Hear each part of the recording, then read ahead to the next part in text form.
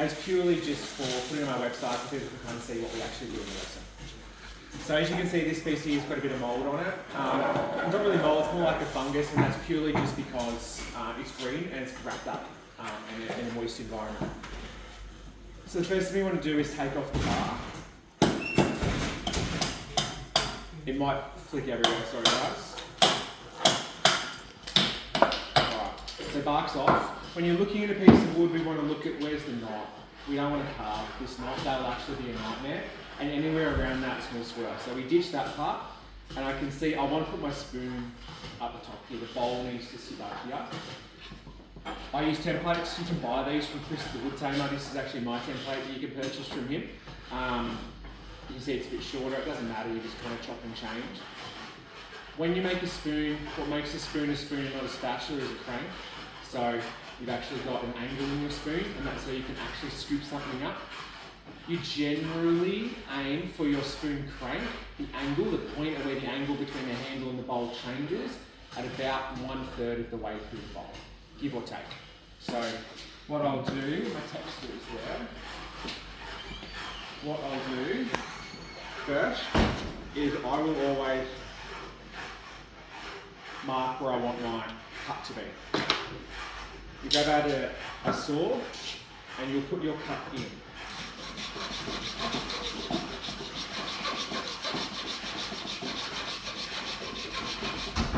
How deep do you go is your preference. I go about 10 mil.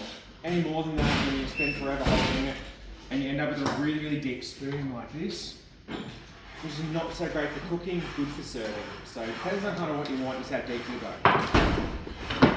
I've got two axes, one's 960 grams, one's about 680 grams. I personally don't like this one, it's too light for me. Great for a newer carver who's maybe doesn't have the muscle mass to move something that's nearly a kilo. But bigger axes generally mean less work, but you have to have the muscle to swing on. So once you've cut your crank point in, what we want to do is take off this half, and then the middle. If we try and axe out the entire amount from the front, it's just a huge amount of wood to have to move. So the fastest way to do it, is holding your axe up nice and close, and you want to go about halfway up. And what that's going to do is give your spoon handle some shape. So you want to have a handle with the bend in it, as opposed to a dead straight cooking handle. So you put some relief cuts in, and you break the fibres away. Get stuck, break it away. And it'll pop off. So I'm now down to the line on here. I do the same on this side.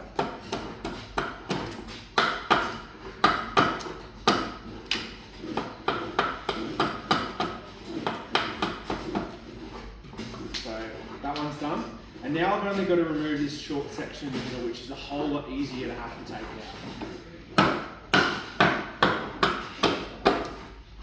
Birch itself can be a little sticky to axe out, like you'll find your axe kind of sticks a little bit.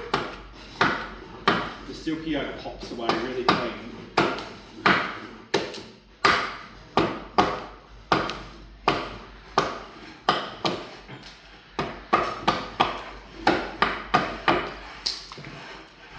How sharp is this? The 7000 grit you can shave with it. So I sharpened that this morning. So they're really quite sharp to use. What you then want to do is, we've got half a spoon. You still have to do the bowl section. So what we want to do here is remove that section to make your spoon shape.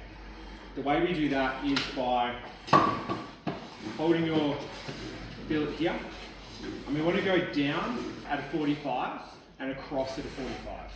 If we just go this direction, all I can do is split it straight and you'll tear out the bottom. So holding it here,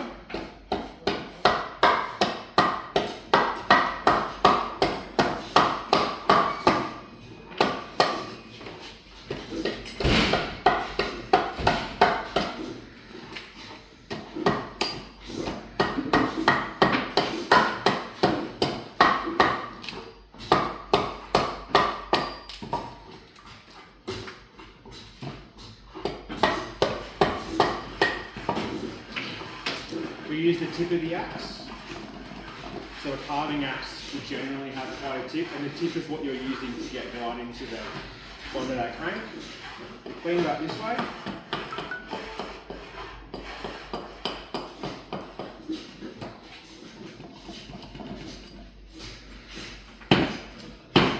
My axe block is very wet. You are left with what will be a spring. So we just take the top off here just to make it neat so you can draw on it. Like that. You don't need to use templates. I like to use them. Another one you can buy of mine with Chris. Sometimes I like the big point and sometimes I don't. The best thing about templates is you can get the bulk of your spoon right from the start. Templates for me have changed carving from my experience. My brain just works to lines. I don't have a line, I don't like my spoon, I generally burn it. So for me, we'll make a left-handed spoon because I chip the edge of this one here. So I do a left-handed spoon. Up to there. And then, what you can do is mix and match. That handle's too short. I want a long handle. So now I know that's the spoon I'm going to do, which is exactly what's happened here. So what we do now is we're going to remove the bottom half of your handle. So this section here, I'm going to get rid of that knot, which is the important part, we want it gone. So we're going to do this section. This is where the heavy axe helps because you've got a lot of material to have to move. Sorry guys, it might flick at you.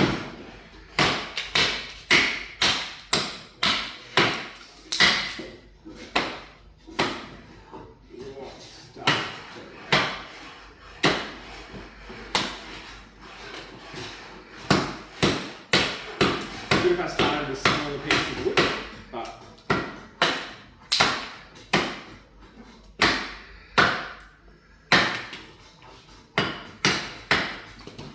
so there's one side. We'll take care of this bit last. We can't kind of come back to that piece now because we'll end up splitting your handle with holes. So, same on this side.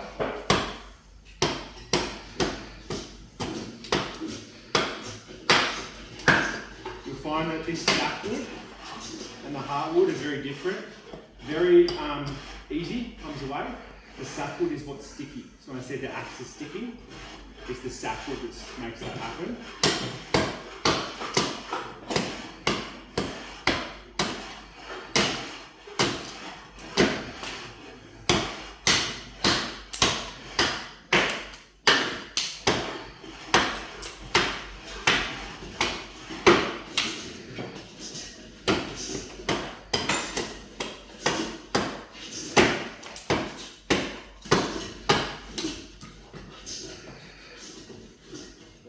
Hidden knot in the back of that handle.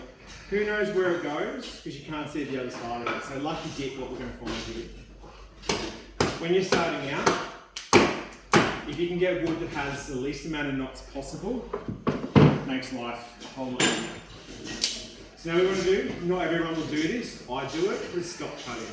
If I don't put a stop cut in, I split my bolt every single time. So turn it over.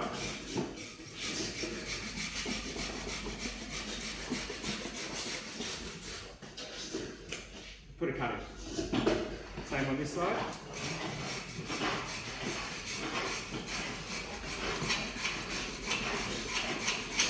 Now, some people don't do the middle, some do one, some will do two. So you can add a second.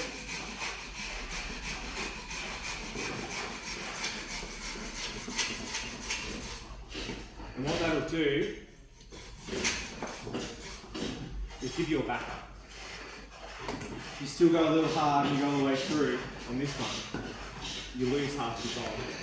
You've got a little tiny bit of a backup here. Stand it on its end.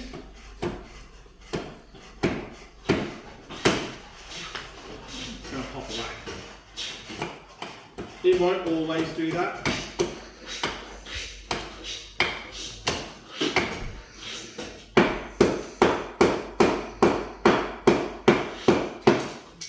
See, it's sticky. It's called a bump cut. Got your axe in and you're just tapping it.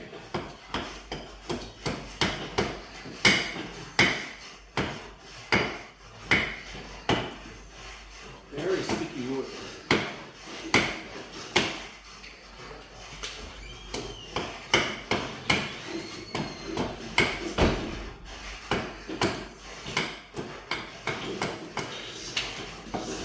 So I'm happy with that for now. I'll clean this up when the rest of this bulk is gone. It's kind of hard to get your axe in. Round it up. So we turn it around. We do the same thing on this side.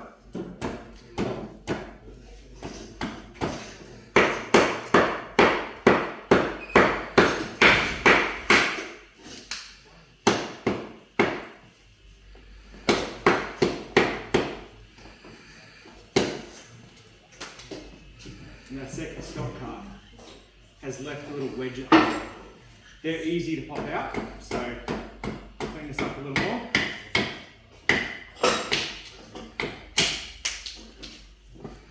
And they just pop off clean.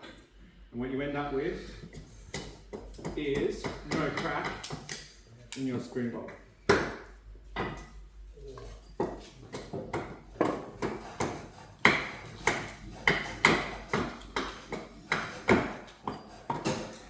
So now we're up to the back of the bowl. We'll do the handle last, back of the handle last, because we want to be able to set the back of the handle the same as the back of the bowl to give you a nice transition. So, clean up the side.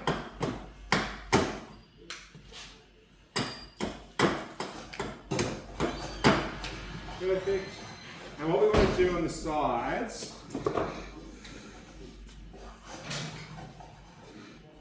take off the wings.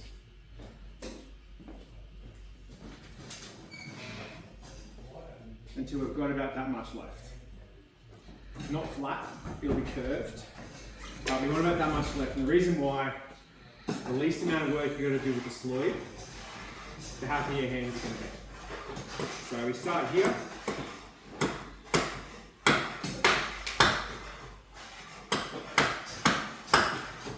So one side.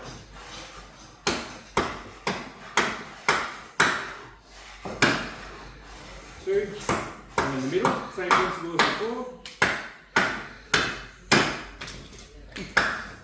Sorry about that. Sorry about that.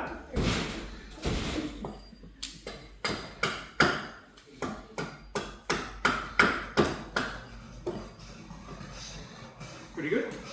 We turn it over, and you split out the back side of your bowl. Same on this side. And this is the tricky part. Some will use a step. I was hanging off the edge of mine.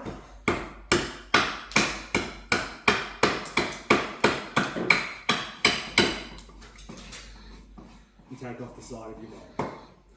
Same on the other one. This side's always harder when you find you're carving if you're right-handed. One side of your spoon, same left-handed. The opposite side to your hand is the hard side. So for me, this is a really hard side to do.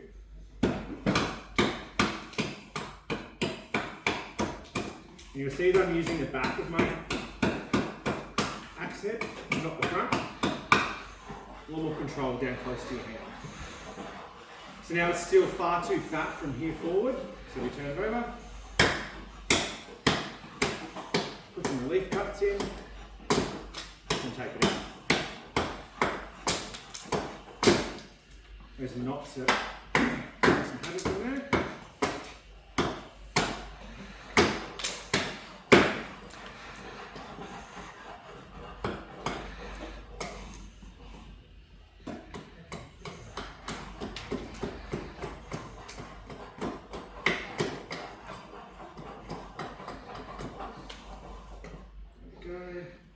A little bit less on the back of the bowl because you don't need the spoon to be that thick.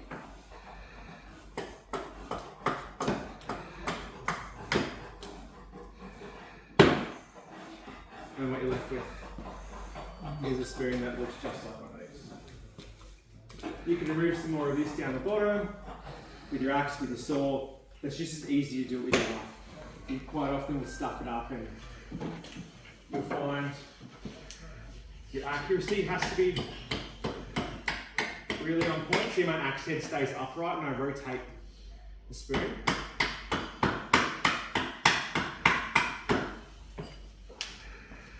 And then, this is what happens.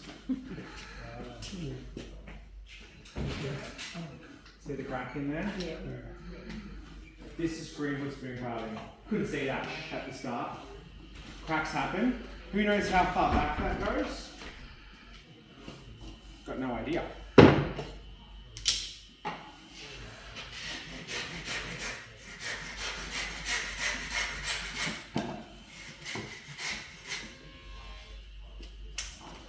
Still in it.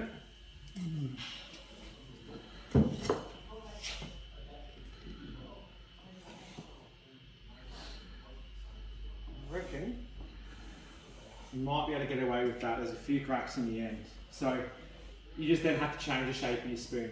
So you never really know until you get to the end, and that's the trouble with green woodworking. Cracks will happen, unfortunately. But anyway, that's how we go getting to be a spoon shape. So now we go from